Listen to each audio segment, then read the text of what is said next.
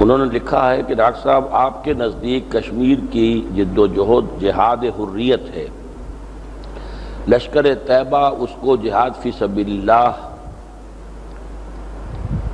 کہتی ہے یا ہے؟ جماعت اسلامی کا علامہ مودودی کے نظریے کے برعکس جہاد فی سبیل اللہ ہے۔ قاضی حسین احمد حزب المجاہدین کے صلح کی بات چیت کے سبب ان سے الگ ہو گئے ہیں۔ عام مسلمان کیا کرے، کیا جانے؟ دیکھیے یہ بڑی لمبی بحث اور سیاسی بحث ہے اس وقت۔ دیکھیے جو بھی شخص کسی کام میں حصہ لے رہا ہوتا ہے اصل اس کا معاملہ نیت کا ہوتا ہے۔ کوئی شخص اگر حضور کے ساتھ جہاد فی سبیل اللہ میں شریک ہوتا تھا لیکن اس کی نیت خالص نہیں ہوتی تھی، اگر مال غنیمت کے لیے وہ جا رہا ہے تو پھر اس کا جہاد فی سبیل اللہ نہیں تھا۔ اگر وہ اپنی بہادری کا دکھانے کو جا رہا ہے تو وہ جہاد فی سبیل اللہ نہیں ہے۔ تو ایک تو معاملہ یہ ہے کہ وہ ہر فرد کی نیت پر ہے۔ بحیثیت مجموعی ہم اکثریت کے حساب سے حکم لگاتے ہیں، تو اکثریت کے حوالے سے یہ جہاد حریت ہے، آزادی حاصل کرنا چاہتے ہیں، ہندوستان سے علیحدہ ہونا چاہتے ہیں۔ اس حوالے سے میری رائے یہی ہے جہاد حریت ہے۔ پاکستان کا اس میں حصہ لینا سرکاری سطح پر تو غلط ہے، جو مولانا مودودی کی رائے تھی وہی میری رائے ہے۔ یا تو پاکستان الٹیمیٹم دے، جنگ کا اعلان کرے، جنگ کرے، نتیجہ اللہ کے ہاتھ ہے۔ اگر اللہ ہماری مدد کرے گا، اور اللہ تعالیٰ کی مدد کی ہمیں توقع نہیں ہے، اس لیے نہیں ہے کہ ہم نے اللہ کے خلاف بغاوت کر رکھی، ہم تو سودی نظام لے کر چل رہے ہیں، تو اللہ کے تو خود ہمارے خلاف اعلان جنگ ہے، تو ہم کیسے اس سے امید کر سکتے ہیں؟ لہذا ہم جرأت ہی نہیں کر سکتے کہ اعلان جنگ کریں۔ اب عام آدمی جو یہاں سے جاتے ہیں اپنے طور پر جاتے ہیں تو ان کا معاملہ وہ ذاتی ہے، وہ جا سکتے ہیں، لیکن اگر حکومت کر رہی ہے تو وہ غلط کام کر رہی ہے۔ عذرو دین کہ اوپر سے صلح بھی ہے اور سفارت خانے بھی ہیں اور سب کچھ ہے، اور کہہ بھی رہے ہیں کہ ہمارا کوئی حصہ نہیں ہے، ہم تو صرف مورل سپورٹ دے رہے ہیں۔ اگر ایسا ہے تو ٹھیک ہے، نہیں ہے تو غلط ہے، بس میں اتنا ہی کہہ سکتا ہوں۔ باقی یہ کہ حزب المجاہدین نے اگر یہ کام کیا ہے تو یہ ان کی اپنی حکمت عملی ہے۔ کسی وقت واقعتاً کسی جد و جہد کے اندر صلح جو ہے وہ بھی ایک وقتی مصلحت کے تحت کرنی پڑتی ہے۔ حضور نے صلح کی، صلح حدیبیہ، اور دم کر کی، اور مسلمانوں کا خون جو ہے اس وقت کھول رہا تھا، حضرت عمر سے ضبط بھی نہیں ہو سکا، وہ آئے بھی، کیا ہم حق پر نہیں ہیں؟ حضور نے فرمایا بالکل ہم حق پر ہیں، پھر ہم دم کر صلح کیوں کر رہے ہیں؟ کہ اگر ہمارا کوئی آدمی آئے گا وہاں سے بھاگ کر تو ہم واپس کرنے پر مجبور ہوں گے، اور کوئی یہاں سے آدمی بھاگ کے وہاں گیا تو وہ واپس نہیں کریں گے، تو ان ایکول ہو گیا۔ اور اب ہم نے احرام باندھے ہوئے ہیں عمرے کے، اور ہمیں یہیں پر احرام کھول دینا پڑے گا، لیکن حضور نے کیا، اللہ نے اسے فتح مبین قرار دیا، انا فتحنا لک فتحا مبینا۔ اس لیے ان کی نیتوں پر حملہ کرنے کی ضرورت نہیں ہے۔ مجھے قاضی صاحب سے اتفاق نہیں ہے، بلکہ مجھے بھارت پر ایک اتمام حجت کرنے کے لیے کہ وہ کہتا ہے کہ اگر جنگ بندی دہشت گردی ختم ہو جائے تو ہم بات کرنے کو تیار ہیں، تو انہوں نے اگر انہیں اس کے اوپر حجت قائم کرنے کے لیے یہ کام کیا ہے، اور آج محسوس ہو رہا ہے کہ شاید نہیں ہو سکے گا، اس لیے کہ بھارت منہ کر رہا ہے جو اس کی عادت تھی پرانی۔ ایک تو یہ کہ پاکستان کو شامل کرنے کو تیار نہیں ہے، ایک اس نے پہلے انڈیکیشن یہ دی تھی کہ ہم یہ شرط نہیں لگائیں گے کہ with in the premises of the constitution of India بات ہوگی، اب شاید اس کی بھی پخ لگا رہا ہے، تو نہیں ہو سکے گا۔ لیکن ایک انہیں دلیل اور حجت حاصل ہو جائے گی حزب المجاہدین کو، دیکھو ہم نے تو کوشش کی تھی کہ صلح کے ذریعے سے اور بات چیت کے ذریعے سے معاملہ طے ہو جائے، اور یہ ان کے لیے ایک بڑا پوائنٹ سکور کرنے کا ذریعہ بن جائے گا عالمی رائے عامہ کے اعتبار سے۔ لائیے اچھا، یہ بھی ڈاکٹر صاحب ہی آ گئے، ڈاکٹر آفتاب احمد۔ آپ نے فرمایا کہ اس وقت دنیا میں کہیں صحیح اسلامی حکومت نہیں دکھا سکتے، تو کیا افغانستان طالبان کی حکومت اسلام کے مطابق نہیں ہے؟ افغان حکومت طالبان کی اسلام کے مطابق ہے، لیکن اسلام کا بھی ایک ورشن جو ہے حنفی، حالانکہ اسلام صرف حنفیت کا نام تو نہیں ہے نا، جب اہل سنت بھی مانتے ہیں کہ شافعی مسلک بھی اسلام میں ہے، مالکی بھی اسلام میں ہے، اہل سنت کا ہے، حنبلی بھی ہے، پھر یہ کہ اہل حدیث کو بھی کوئی اہل سنت سے خارج تو نہیں کر سکتا۔ تو جس وسعت کی ضرورت ہے، اور اسلام جو نظام قائم کرتا ہے کفالت عامہ کا، وہ تو وہاں نہیں ہے۔ وہاں ہمارا جو وفد گیا تھا، وہاں پہ انہوں نے گورنر سے بات کی، ان کا کہ کفالت وغیرہ ہماری ذمہ داری نہیں ہے، رزق دینا اللہ کے ذمہ ہے، کوئی چوری کوئی کرے گا تو ہم کاٹیں گے، ہاتھ کاٹیں گے۔ تو یہ ابھی وہ کامل جو اسلامی نظام جو خلافت راشدہ کا تھا وہ ابھی نہیں آیا ہے۔ امید ہے اس اعتبار سے بہرحال وہ ایک بازی لے گئے ہیں کہ شریعت انہوں نے نافذ کر دی ہے، امن و امان قائم کر دیا ہے، یہ ان کا ایک اچھا پہلو ہے۔ ہم ان کے لیے دعائیں بھی کرتے ہیں کہ مزید بھی تو عہد حاضر کے تقاضوں کو بھی پورا کرے، اور وہ خلافت راشدہ کی ساری برکات کہ حضرت عمر نے فرمایا تھا کتا بھی بھوکا مر گیا تو عمر جواب دہ ہوگا قیامت کے دن، تو یہ ساری ذمہ داری بھی جو قائد ہوتی ہے۔ شکیل احمد صاحب، تبلیغی جماعت نام پڑ گیا ہے، اس کے بانی نے یہ نام نہیں رکھا تھا، کی محنت سے جو افراد تیار ہو رہے ہیں ان کو اللہ کے یہاں کوئی قیمت ہے یا نہیں؟ اس محنت سے انسانوں میں تبدیلی ہو رہی ہے یا نہیں؟ یعنی جو اپنے اوپر محنت کریں ان میں تبدیلی، اگر یہ تعداد بہت بڑی تعداد میں بدل جائے تو معاشرے میں تبدیلی کیا واقع نہیں ہوگی؟ اس جماعت کے ذریعے امت جمع ہو رہی ہے یا نہیں؟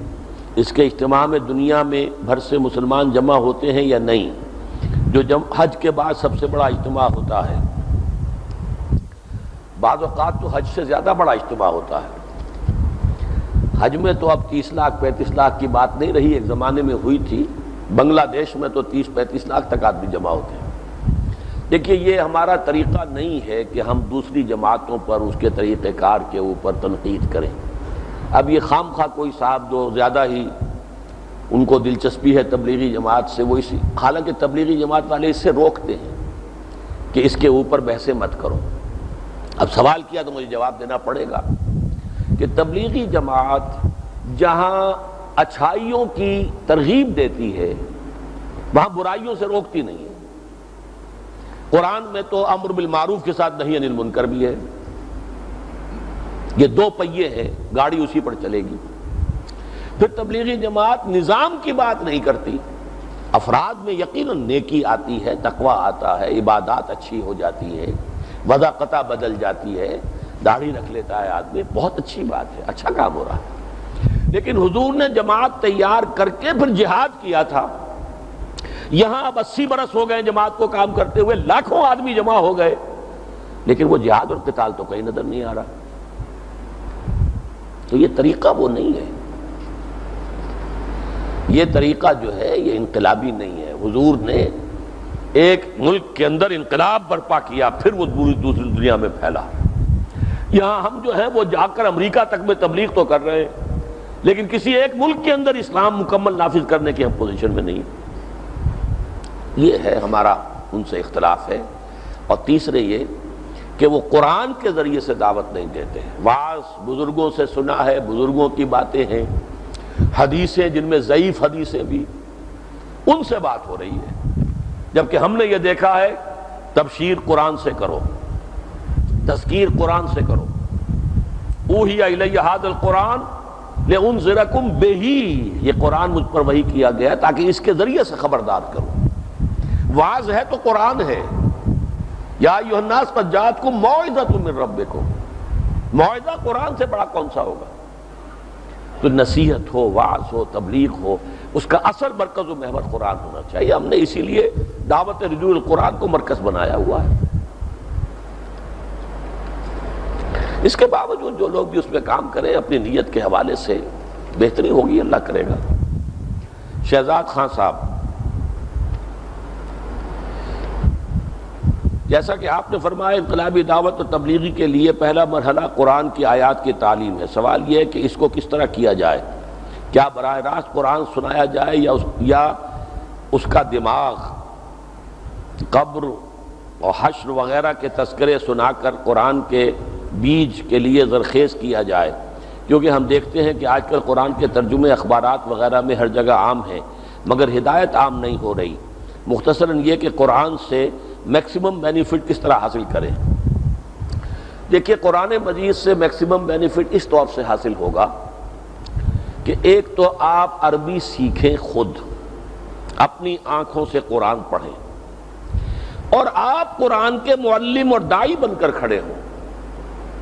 اگر اللہ 1 کروڑ قرآن نازل کر دیتا اس سے انقلاب نہیں آتا تھا۔ قرآن کے ساتھ معلم آیا، محمد صلی اللہ علیہ وسلم، معلم، مبلغ، اور انہوں نے اپنی سیرت اس کو دکھایا کہ جو کچھ قرآن میں اس پر عمل کر کے دکھایا، تب دعوت ہوتی ہے۔ ورنہ یہ کہ قرآن مجید جو ہے، آپ اس وقت دنیا میں اگر 600 ارب انسان بستے ہیں، 600 ارب قرآن شائع کر کے اس سے کیا ہوا؟ کچھ بھی نہیں۔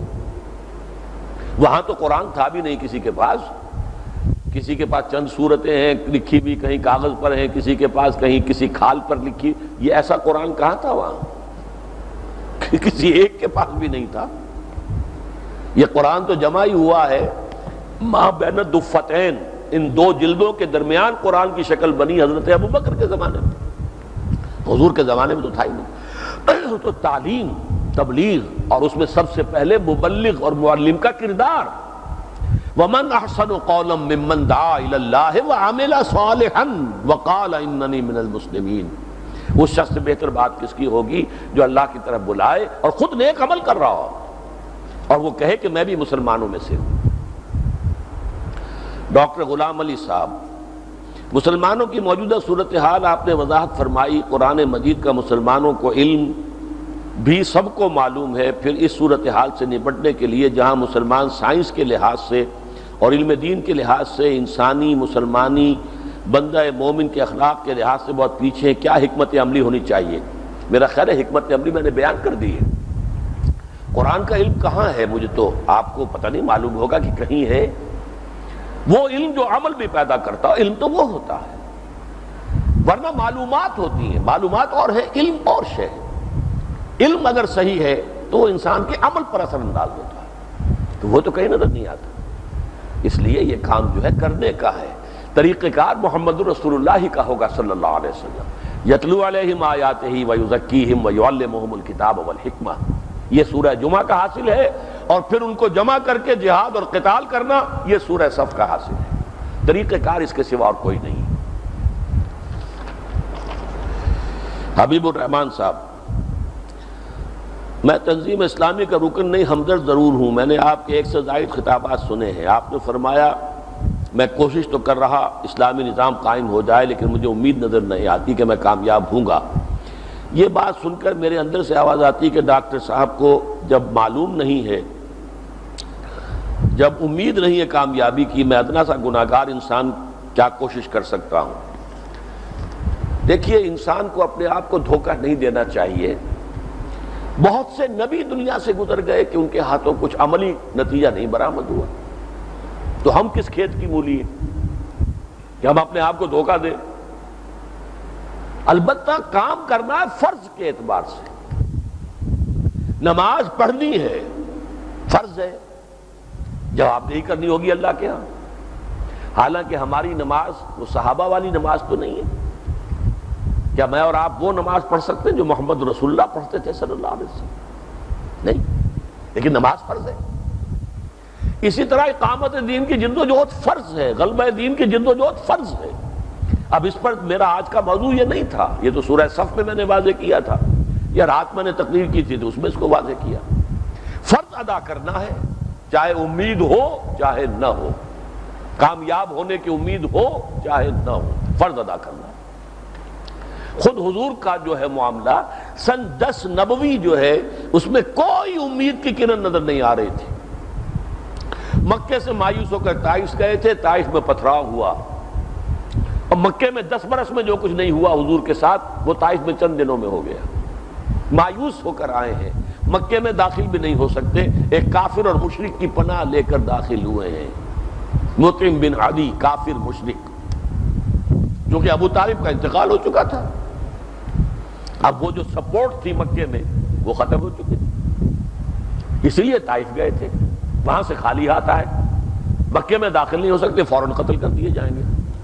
مطعم بن عدی کی امان لے کر داخل. بتائیے کہاں امید تھی. اسی سال ایک کھڑکی کھلی, 6 افراد جو ہیں مدینے کے وہ ایمان لے آئے, اگلے سال 12, اگلے سال 75. وہ دروازہ بن گیا, وہ دارالہجرت بن گیا, اللہ کے راستے کھول. تو ہمیں بھی اصل میں امید اس سے نہیں ہونا چاہیے کہ امید ہے لہذا کام کرنا, نہیں, فرض ہے لہذا کام کرنا ہے, یہ ہونا چاہیے. باقی مایوس بھی نہیں ہونا چاہیے, کچھ پتہ نہیں. بظاہر احوال میں کہتا ہوں مجھے کوئی آثار نظر نہیں آ رہے, لیکن کچھ پتہ نہیں. We never know what is round the corner جسے کہتے ہیں نا. ہماری نگاہ تو صرف سامنے دیکھ رہی ہے, فلاں گلی جو آ کر مل رہی ہے اس میں تو جو کچھ آ رہا ہے وہ تو مجھے نظر نہیں آ رہا. حضور کو تو مدینہ نظر نہیں آیا تھا, حضور تو طائف گئے تھے, کھڑکی کھلی مدینے سے. یہ اللہ کا فیصلہ ہوتا. لہذا اللہ کی قدرت سے کچھ بھی ہو سکتا ہے, کسی بھی وقت کو ٹرن آ سکتا ہے, کسی بھی وقت لوگوں کا رجوع ہو سکتا ہے. اللہ کی قدرت سے بعید نہیں ہے, لیکن ہم جو سوچتے ہیں وہ حالات جو بظاہر سامنے ہیں اس کے اعتبار سے وہ مایوس کن حالات ہیں. عبداللہ ابراہیم صاحب, آپ نے فرمایا کہ دنیا میں کہیں بھی اسلام نافذ نہیں ہے, اس ضمن میں طالبان کی کوششوں کا کیا مقام ہے, اور امریکہ کے اس اعلان سے کہ دسمبر تک طالبان حکومت ختم ہو جائے گی, کیا اس سلسلے میں کوئی خصوصی ذمہ داری ہو سکتی ہے؟ طالبان کی حکومت جیسا کہ میں نے عرض کیا وہ میں اسے سمجھتا ہوں کہ انہوں نے اسلامی حکومت کے کم سے کم بنیادی تقاضے پورے کیے ہیں. فقہ حنفی بھی کوئی شریعت کے دائرے سے خارج تو نہیں ہے نا بہرحال, اس لیے فقہ حنفی نافذ کیے تو شریعت نافذ ہے. البتہ یہ کہ جو اس کا ایک مکمل نظام ہے خلافت راشدہ کا, اور اس میں جو بھی عوام کا بھی پھر اس میں حصہ ہے, مشورہ بھی ہوتا ہے, شورا بھی ہے, امرہم شورا بینہم, اس کے حوالے سے ابھی انہیں نظام بنانا ہے. ابھی نظام بنا نہیں ہے, ابھی تو وہ اس کے اندر ہے کہ جب تک وہ شمالی اتحاد والوں سے فارغ نہیں ہو جاتے حالت جنگ ان کی مسلسل جاری ہے. اس کے بعد کوئی شکل بنے گی, اور امید ہے اللہ تعالیٰ بہتر سے بہتر کی طرف رہنمائی فرمائے گا. ان کے لیے دعا کرنا آپ کے لیے لازم ہے, میرے لیے بھی لازم ہے. جو بھی تعاون کر سکیں وہ تعاون بھی کرنا چاہیے. یہ کچھ خواتین کی طرف سے سوال ہے. کیا عورت اپنے گھر میں رہتے ہوئے امام کی اقتداء میں نماز ادا کر سکتی ہے جبکہ اس کے گھر سے مسجد کی اور امام اور مقتدی نظر آتے ہوں, گھر اور مسجد کے درمیان میں ایک سڑک کا فاصلہ ہے؟ یہ بڑا ایک فقہ کا مسئلہ ہے. میرے نزدیک جہاں تک میری معلومات ہے یہ صحیح نہیں ہے. البتہ یہ ہے کہ یہ کسی مفتی صاحب سے پوچھنا چاہیے, میرے اس قول کو فتویٰ نہ سمجھا جائے. اور جب خواتین پر باجماعت نماز فرض نہیں ہے بلکہ ان کے اپنے گھر میں نماز ادا کرنے کو افضل قرار دیا گیا ہے, مردوں کے لیے مسجد میں اور عورتوں کے لیے گھر میں افضل ہے, تو خامخواہ یہ تکلف کر کے کوئی امام کے ساتھ جو ہے جبکہ فصل بھی ہے سڑک بھی ہے, تو یہ تو میرے نزدیک صحیح نہیں ہے. واللہ عالم.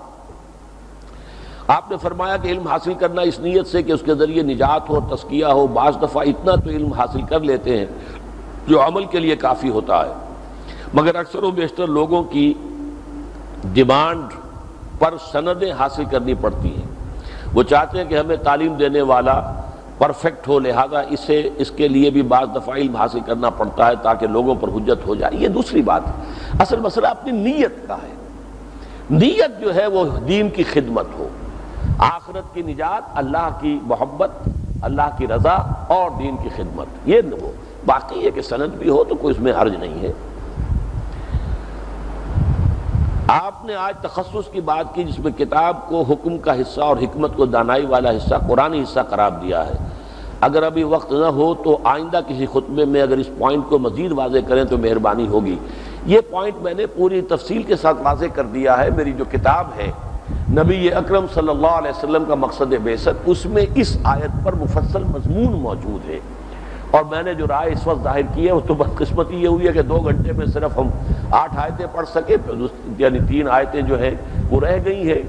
لیکن یہ کہ اس سے زیادہ تفصیل میں جانے کا اس وقت موقع نہیں تھا اور نہ اب ہے. محمد عمر صاحب, اگر کوئی شخص ایک مسلمان یا ایک ایسے زمانے میں پیدا ہوتا ہے جہاں اسلامی نظام مکمل قائم ہو تو وہاں وہ صرف اسی انفرادی اسلامی ذمہ داری پوری کرے گا, اور اس کے برعکس اگر کوئی باطلانہ نظام میں پیدا ہوتا ہے تو اس کو اجتماعی اور انفرادی دونوں ذمہ داریاں پوری کرنی ہوں گی. تو اس کا یہ مطلب ہوا کہ جو حضرت عمر جیسے دور میں پیدا ہوئے تو وہ بڑے فائدے میں رہا, کیونکہ وہاں ایک ایسا ماحول قائم ہو جاتا ہے جہاں نیکی کرنا آسان اور برائی کرنا مشکل ہوتا ہے۔ یقیناً جو دور صحابہ میں پیدا ہوئے، جو دور خلافت راشدہ میں پیدا ہوئے، یقیناً بہتر ہوا ہے۔ یہ اللہ کا فضل ہے جو ان کو اللہ نے عطا کیا ہے۔ باقی یہ ہے کہ وہ دور آیا کیسے تھا، صحابہ کرام کی محنتوں سے، جاں فشانیوں سے، سرفروشیوں سے، جانیں دے کر، گھر بار چھوڑ کر تب آیا تھا نا وہ دور۔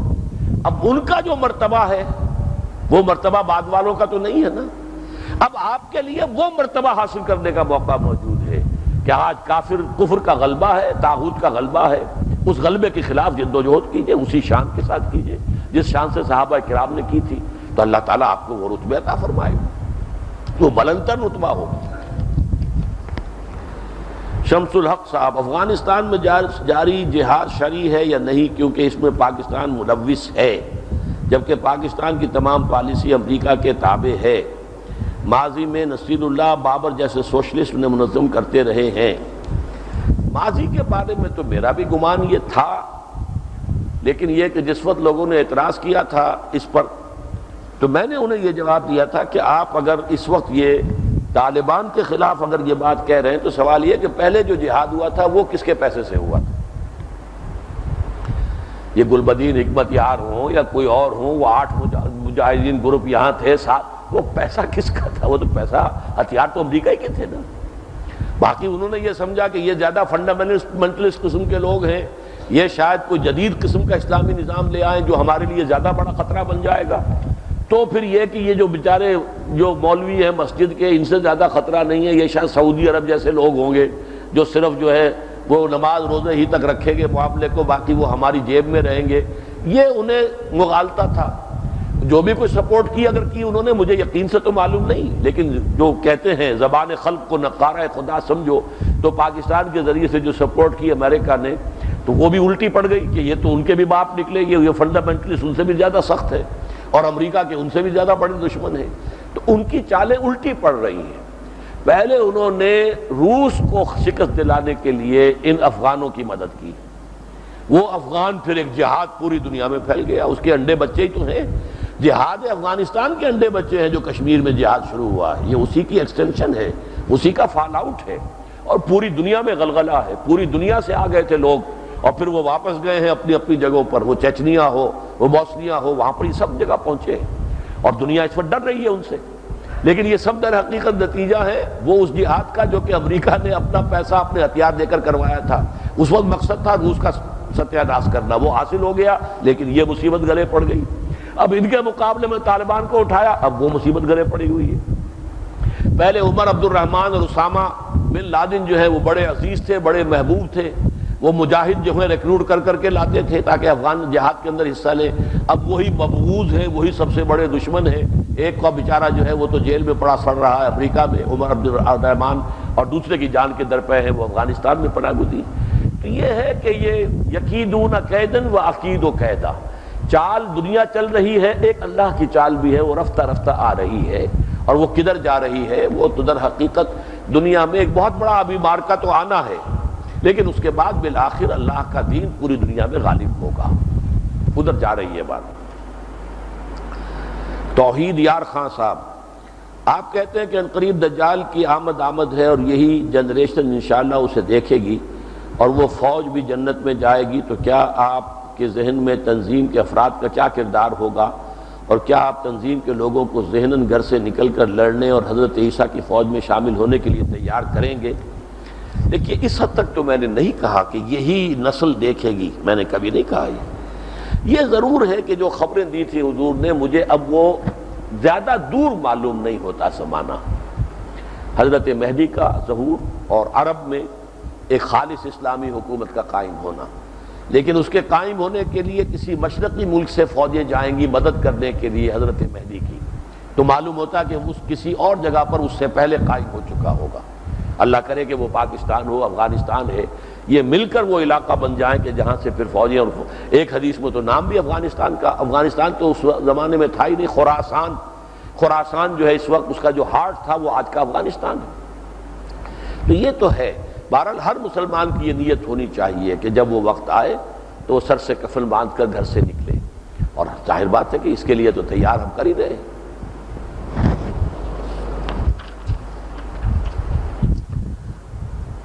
محمد رضوان صاحب، یہودی اگر اللہ تبارک و تعالیٰ کے پسندیدہ چنیدہ قوم نہیں تو معاشی، مالیاتی اور سیاسی وغیرہ طور پر بنیادی اس قدر مستحکم اور باعزت کیوں ہے، جبکہ یہ سب ہے کہ یہودی کبھی بھی مستحکم نہیں ہوں گے اور بے وطن رہیں گے؟ اس کے برعکس یہودی فی الوقت ایک طاقتور کے بالغ بھی بن چکے ہیں۔ مشیت الہی اس بارے میں کیا ہے؟ یہ بہت اہم سوال ہے، قدر مشکل بھی ہے، وضاحت طلب ہے۔ دیکھیے، یہودیوں کو ایک سہارا ملا ہے۔ قرآن مجید میں کہیں یہ نہیں کہا گیا کہ ان کی کوئی قوم نہیں ہوگی، کوئی وطن نہیں ہوگا، کہیں نہیں کہا گیا۔ ضربت علیہم الذلۃ اینما ثقفوا الا بحبل من اللہ وحبل من الناس، ان پر ذلت تھوپ دی گئی ہے مگر کہیں اللہ کی پناہ کی وجہ سے یا لوگوں کی پناہ کی وجہ سے۔ یہ حبل من الناس کے حوالے سے آج انہیں دنیا میں سہارا ملا ہے۔ عیسائی دنیا ہے جس نے ان کو سپورٹ کیا ہوا ہے، ان کی اپنی حیثیت کچھ بھی نہیں۔ یہ تو سن 73 میں ختم ہو جاتے۔ گولڈا مائر جو تھی اس وقت کی وزیر اعظم، وہ خودکشی کرنے کا فیصلہ کر چکی تھی جب سن 73 میں بارلیو لائن کراس کر لی ہے مصریوں نے، جسے یہ کہتے تھے کہ یہ تو ناممکن ہے، اس کو کوئی کراس کر ہی نہیں سکتا۔ تو مصریوں نے 1967 کی شکست کا داغ جو تھا اپنے چہرے پر سے دھو دیا تھا، بارلیو لائن کراس کی رمضان سن 73 میں، اور اس وقت جو ہے یہ خودکشی کرنے پر آمادہ ہو چکی تھی۔ وہ تو پھر امریکہ کا جو اسلحہ کا جو انبار آیا ہے وہاں پر، تو امریکہ نے شکست دی ہے، پھر جو دی ہے مصر کو، وہ اسرائیل نے تو نہیں دی۔ تو اس وقت بھی قرآن مجید کے ایک لفظ کے حوالے سے ہم ان کا جو یہ بھی اس وقت کا ابال ہے، عارضی ابال ہے، یہ ابال شروع ہوا 1917 سے اور اب یہ اپنے عروج کو پہنچ رہا ہے۔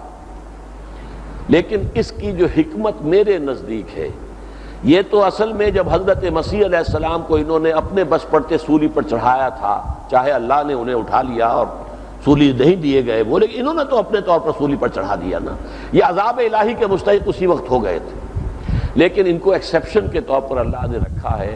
مجھے یہ حکمت معلوم ہوتی ہے کہ امت مسلمہ جب سزا کی مستوجب ہو جائے گی اور اس کا جو بہترین حصہ ہوگا عرب، ان کو سزا ان ملعونوں کے ہاتھوں دلوائی جائے گی، اور وہ ہو رہا ہے آج۔ پوری عرب قوم عیسائی ان کے سامنے سر جھکا کے کھڑی ہوئی ہے۔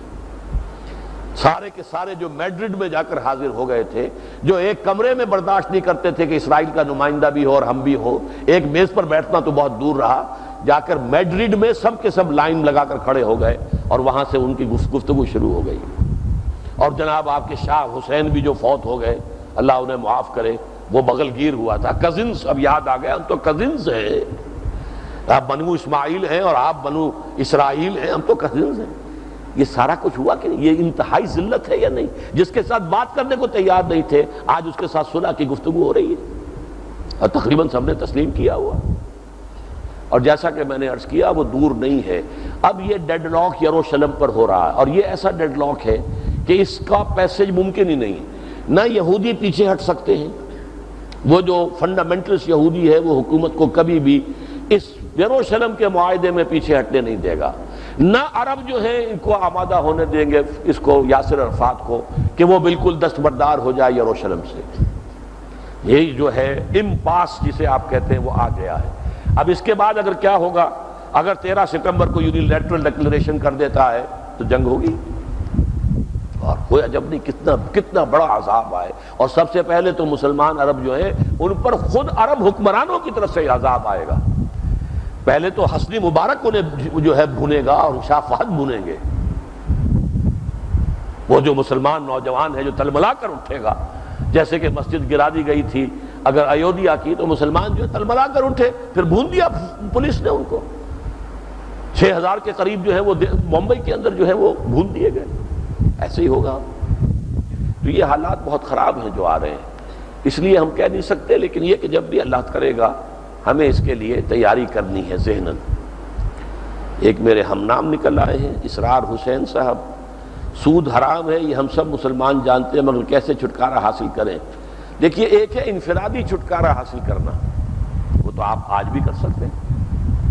آپ نے کسی نے آپ کو پابند نہیں کیا کہ آپ بینک سے قرضہ لیں سودی۔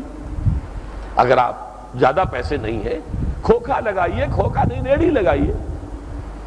بڑا تجارت کرنا جو ہے کوئی فرض عین ہے، مزدوری کیجیے، لیکن یہ سودی قرضہ مت لیجیے۔ جھونپڑی میں رہ سکتے جھونپڑی میں رہیے، مکان بنانا سودی قرضہ لے کر کوئی فرض تو نہیں۔ تو براہ راست سود سے جو ہے آدمی بچ سکتا ہے آج بھی، اگرچہ سود کا غبار میرے اندر بھی جا رہا ہے، آپ کے اندر بھی جا رہا ہے، وہ علیحدہ بات ہے، لیکن یہ کہ اجتماعی طور پر بچنے کے لیے اب بہت سی اسکیمیں دے دی گئی ہیں دنیا کے اندر، اب اس میں سے کسی پر عمل کریں، امپلیمنٹ کریں۔ سپریم کورٹ نے دے دی ہے، اس کے علاوہ جو ہے جو ہماری آئیڈیالوجی کونسل تھی اس نے دی تھی، پھر یہ جو انہوں نے یہ جو بد نصیب خاندان جو ہے شریف خاندان، انہوں نے بھی ایک کمیٹی بنائی تھی، اور کمیٹی نے جو ہے وہ ظفر الحق صاحب کی، راجہ ظفر الحق کی سرکردگی میں وہ رپورٹ دے چکی ہے۔ کرو بسم اللہ، کچھ تو ہوگا نا۔ قاری احمد علی خان صاحب، میرا سوال یہ کہ ہم جہاد کشمیر کی بات کرتے ہیں، سوال یہ کہ ہمارے ملک کیا اسلامی نظام نافذ ہے اور کیا اسلامی ذہن کے لوگوں کی حکومت ہے، تو کیا پہلا جہاد خود پاکستانی حکومت سے نہیں کرنا چاہیے؟ اور اگر ہم کشمیر کے مسئلے پر انڈیا سے جھگڑا کریں گے تو کہیں انڈیا کی حکومت ہندوستانی مسلمانوں سے اس کا انتقام نہیں لے گی؟ آخر ہم نے مشرقی پاکستان آسانی سے کیوں کھو دیا؟ شاید اس وجہ تو نہیں کہ وہاں پیٹرول پیدا نہیں ہوتا؟ یہ تو قاری صاحب نے بہت سی باتیں اس میں جمع کر دی ہیں، اور اس میں بہت سی باتوں سے مجھے اتفاق ہے۔ یہ کہ ہمارا اصل فرض، پہلا فرض اس ملک میں اسلام کو نافذ کرنا ہے۔ حضور نے عرب سے باہر کوئی اپنا دعوت نامہ بھی نہیں بھیجا، کوئی مبلغ نہیں بھیجا، کوئی بھی سفیر نہیں بھیجا، جب تک کہ عرب میں صلح حدیبیہ ہو گئی اور اسے اللہ نے فتح مبین قرار دے دیا، تب پہلی مرتبہ آپ نے خطوط لکھے ہیں۔ یہ سن 6 میں صلح حدیبیہ ہوئی ہے، 12 برس مکے کے اور 18 برس تک آپ کی دعوت صرف عرب کے لیے تھی، عرب میں دین کو قائم کرنا۔ یہ صحیح طریقہ یہ ہے۔ باقی یہ کہ مسلمان دنیا میں ہیں، ان کی مدد کے لیے کوئی جانا چاہتا ہے چلا جائے، ٹھیک ہے، جذبہ ہے اس کا، وہ اپنی نیت کا پھل اللہ کے ہاں پالے گا، لیکن اس میں کوئی شک نہیں میرا اور آپ کا پہلا فرض اس ملک میں اسلام قائم کرنا ہے۔ اور انشاءاللہ چند دنوں میں آپ دیکھیں گے میں ایک اشتہار اخبارات میں شائع کر رہا ہوں تنظیم اسلامی کی جانب سے، جس میں وہ حدیث میں نے دی ہے، پاکستان کی جہادی تحریکوں کو متوجہ کیا ہے کہ حضور نے فرمایا کہ اللہ تعالیٰ نے مجھ سے پہلے جس امت میں بھی کسی نبی کو مبعوث کیا، اس میں سے اس کے نبی، اس کے حواری یا صحابہ ہوتے تھے جو اس کی سنت کو مضبوطی سے تھامتے تھے، اس کے احکام پر عمل کرتے تھے، لیکن ہمیشہ اس کے کچھ دنوں کے بعد ایسے ناخلف لوگ آ جاتے تھے جو کہتے تھے وہ کرتے نہیں تھے، کرتے وہ تھے جس کا حکم ہی نہیں ہوا، بدعات پیدا کر دیتے تھے۔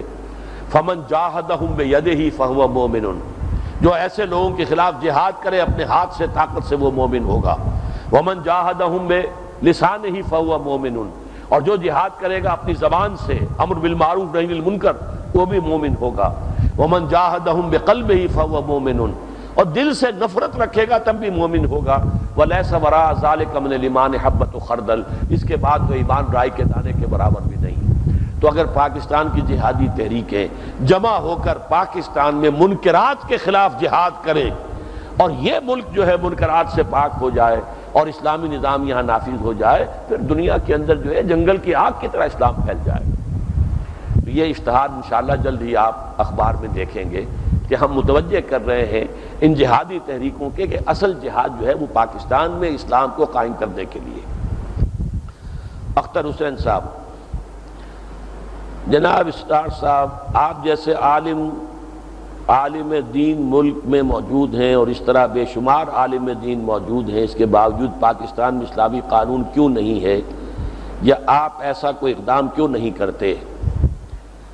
میرے پاس جو طاقت ہے وہ شاید ابھی 2000 سے زیادہ آدمی نہیں ہے، اور وہ بھی میرے اعتبار سے جو معیار ہونا چاہیے اقدام کے لیے اس معیار پر پورے نہیں کرتے۔ اب کیا کریں؟ تبلیغی جماعت ہے، جب ان کے ہاں 30 لاکھ 20 لاکھ 10 15 لاکھ، لیکن وہ بھی کہتے ہیں کہ یہ بھی ہمارے ہاں جو بھیڑ آتی ہے یہ ہماری اصل طاقت نہیں ہے۔ بہرحال ہمارے تو یہ، میرے اندازے میں یہ ہے کہ جب تک 2 لاکھ آدمی پاکستان میں ایسا نہ ہو کہ جو اپنی جان پر، اپنی ذات پر، اپنے گھر میں دین نافذ کر چکا ہو. یہ شرط ہے سب سے کڑی، سب سے مشکل، سب سے بھاری. یہ نہیں کہ گھر میں تو پردہ نہیں ہے اور باہر چلے ہیں بے حیائی کے خلاف، سارا اپنا دھندا سود پر ہے اور چلے ہیں اسلام نافذ کر دیں. یہ نہیں. اپنے ذات، اپنے گھر میں اسلام جتنا عمل کر سکتے ہیں، کسی نے آپ کو مجبور نہیں کیا کہ شرعی پردہ نافذ نہ کریں، آپ نافذ کر سکتے ہیں. کسی نے، ابھی میں نے آپ کو بتایا، آپ کو پابند نہیں کیا کہ اپنا کاروبار وسیع کرنے کے لیے آپ قرض لیں. کوئی نہیں، آپ چھوٹے کاروبار پر قناعت کریں. جو اپنی جان پر، اپنے ذات پر، اپنے گھر میں دین نافذ کر لیں، نمبر ایک. اور پھر ایک شخص سے سم و طاعت کی بیعت کر کے، وہ گروپ ہوں گے تو وہی ہنگامہ ہوگا جو افغانستان میں ہوا ہے. 8 گروپ تھے، وہ جب چلا گیا روس تو آپس میں لڑے. یہ گروپوں والی بات نہیں. آج بھی وہ گروپ جو ہے تقسیم ہو گئے کشمیر کے اندر، ایک نے صلح کر لیا، باقی اس کے اوپر فتوے لگا رہے ہیں. گروپ نہیں، ایک امیر کے ساتھ بیعت ہو، پھر اقدام ہوگا، پھر چیلنج ہوگا. یہ نہیں تو خامخواہ جو ہے قبل از وقت کو اقدام کر دینا صحیح نہیں. اچھا حضرات، اب بہت سوالات ابھی ہیں، لیکن ظاہر بات ہے کہ اب میں بھی تھک گیا ہوں، وقت بھی ختم ہو گیا ہے. 2 بجے جماعت ہونی ہے تو اذان ہونی ہے ابھی. اب آپ حضرات جو ہے اللہ تعالیٰ سے دعا کیجئے، جو کچھ سنا ہے اللہ تعالیٰ اسے ہمارے دلوں میں راسخ کر دے. اللہم ارحمنا بالقرآن العظیم، اے اللہ اس قرآن عظیم کی بدولت ہم پر رحم فرما.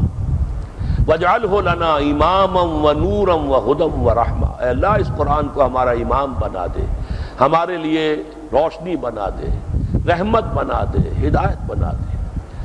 اللہم ربنا علمنا مما جہلنا وذکرنا مما نسینا، اے اللہ ہم جو کچھ بھول گئے ہوں اس کتاب میں سے وہ ہمیں یاد کرا دے، جو ہم واقف نہیں ہیں اس کا علم ہمیں عطا فرما دے. اے اللہ اسے ہمارے حق میں حجت بنا، دلیل بنا. واجعلہ لنا حجتا یا رب العالمین. اللہم اغفر لنا ذنوبنا وکفر عنا سیئاتنا وتوفنا مع الابرار. اللہم وفقنا لما تحب وترضى. اللہم وفقنا نقیم دینک المتین. اے اللہ ہمیں توفیق دے اس تیرے عطا کردہ ملک پاکستان میں نظام خلافت علی منہاج النبوت کو ہم قائم کریں، اور پھر یہ نظام خلافت علی منہاج النبوت پوری دنیا میں پھیل جائے. اللہم اغفر لنا ولآبائنا ولأمہاتنا ولجمیع المؤمنین والمؤمنات والمسلمین والمسلمات الاحیاء منہم والاموات انک سمیع مجیب الدعوات. وصلی اللہ تعالی علی خیر خلقہ محمد وآلہ واصحابہ اجمعین برحمتک یا ارحم الراحمین.